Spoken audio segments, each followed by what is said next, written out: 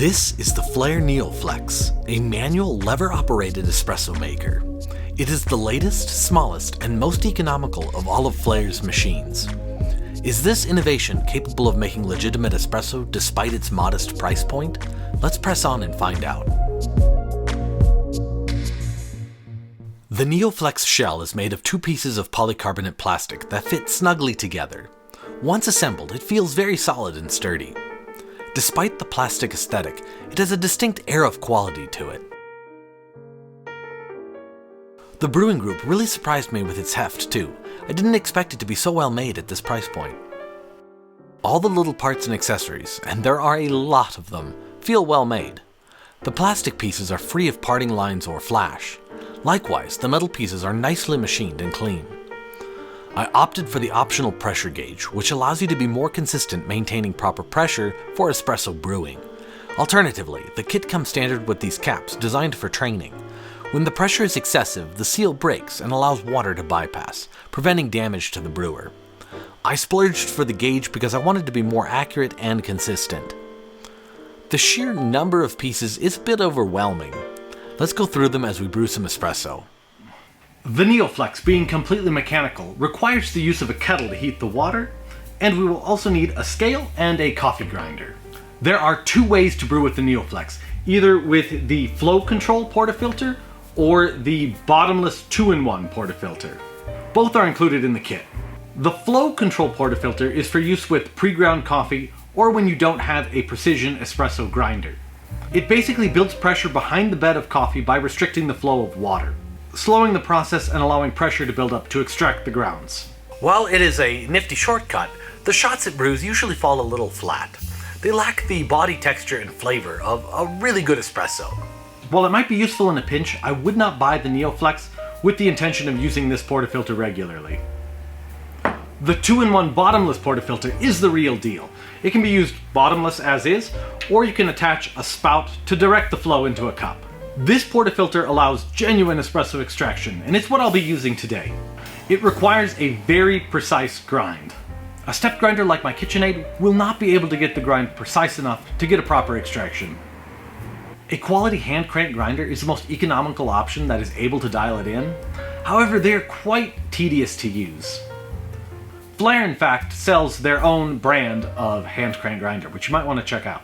A good stepless electric coffee grinder will be a lot more convenient, but bear in mind it will probably cost quite a bit more than the NEO Flex itself. Since I'm in the coffee shop today, I'll be using our commercial Mozart doserless stepless espresso grinder. I've got the grind right where I want it, so I'm just going to grind a cupful and then dose using a scale.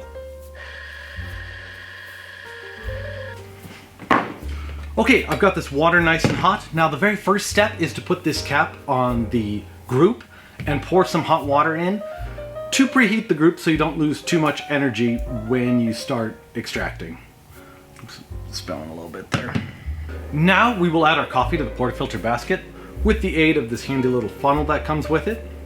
Put that on the scale, tare it. I'm going to use 12 grams of coffee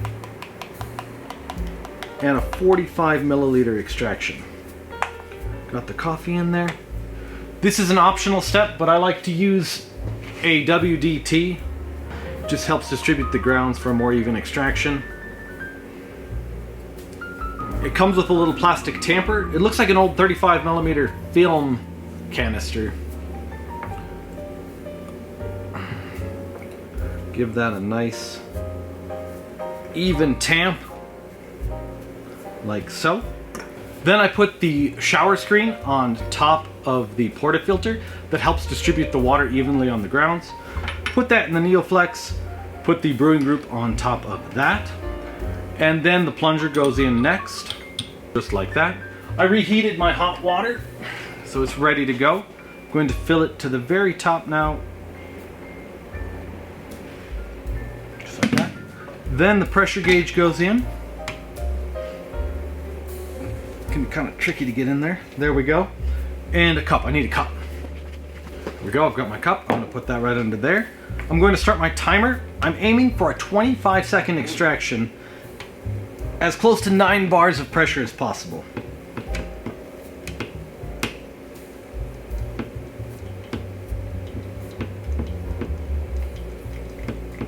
Ooh, it's looking good.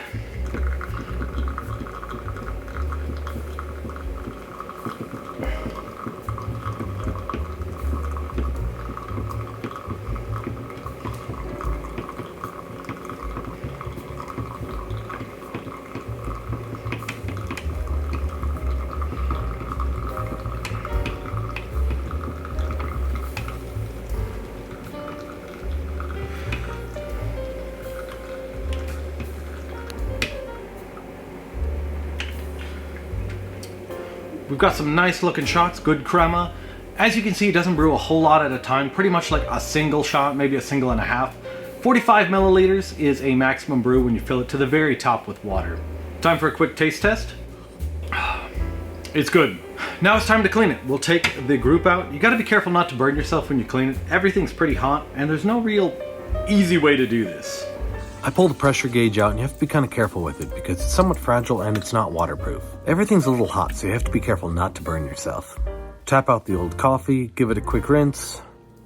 When all the variables are dialed in right, the NEO Flex pulls fantastic shots. Getting there can be quite a journey, as with any espresso process. But is the NEO Flex the right tool, especially for the beginner that it is marketed to? Well, honestly, it feels a bit clunky to use. The portafilter design is clever and innovative, but somewhat inconvenient. It's too small to brew a double shot, and it takes a while to clean and reuse for another pull. There are so many small parts to keep track of too. The flow control portafilter promises to eliminate a lot of the hassle and is tempting to the beginner, but it could ultimately disappoint with poor quality shots. The pressure training caps are an interesting idea, but they don't really give you enough feedback to sense the pressure you need to be consistent. The pressure gauge solves this, and I would say it is essential, so I feel like it shouldn't be an optional add-on. The NEO Flex also seems like it will be compact and portable, but it kind of falls short of both. I haven't figured out a way to conveniently transport it. I pretty much just put everything in a box. Flair sells a carrying case, which would probably solve the issue, but I just haven't opted to buy it yet. But what about the quality of the shots? Here, the NEO Flex doesn't disappoint. If you get everything dialed in just right, the taste and texture of the shots are on par with commercial espresso machines. The bottomless portafilter also looks beautiful in action, but is recessed quite a bit and kind of hard to see without a mirror. There is no getting around the need for a high-quality grinder for brewing espresso, and it's going to cost quite a bit. The NEO Flex tries to be an economical solution for espresso, but it doesn't really make sense given the associated costs of the required accessories. If you're going to make the investment to brew espresso at home, I personally would make it count with a more capable and convenient machine than the NEO Flex. That being said, if you have an espresso grinder already and you want to try and learn and experiment with espresso, the NEO Flex could work if you don't mind brewing only a single shot at a time. It is definitely well made and I have no doubt it will last a long time. It's also kind of fun to use, but it feels more like a novelty than a practical brewer.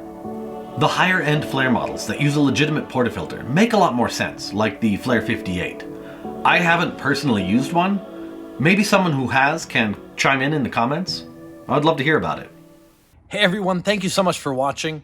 While I do stand by a lot of the negatives I said about the NEO Flex, I feel like I may have been a bit too critical, just given how well it pulls shots. On the other hand, I just don't find myself using it that much because it is so much hassle to brew just 1.5 ounces of espresso with it. And it just takes too much time to clean it and prep it for a second pull. What do you think? Do you have a NEO Flex? Do you use it a lot? I would love to know in the comments. If you have enjoyed this video, I certainly hope I've earned your subscription. It really helps so much. Either way, thank you again for watching and have a good one.